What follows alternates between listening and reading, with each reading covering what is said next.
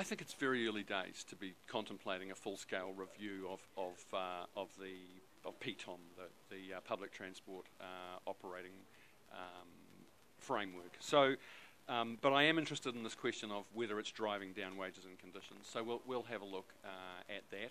There are other ways to, I think, if that was the concern and it was borne out by the facts, then there are a number of ways we could solve that. One of them could be, for instance, ring-fencing labour costs as part of the tendering process. So you'd then be requiring the bus companies and so on, the providers, to compete on the basis of quality of service instead of reducing wages and conditions.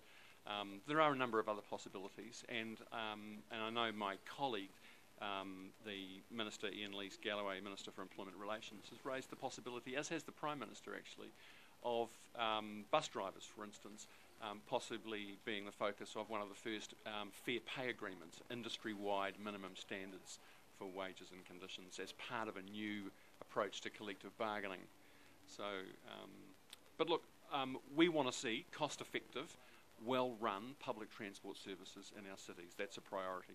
One of the criticisms from within part of the industry is that the system itself may encourage new operators to unsustainably bid and even councils to accept unsustainable bids because of the gains.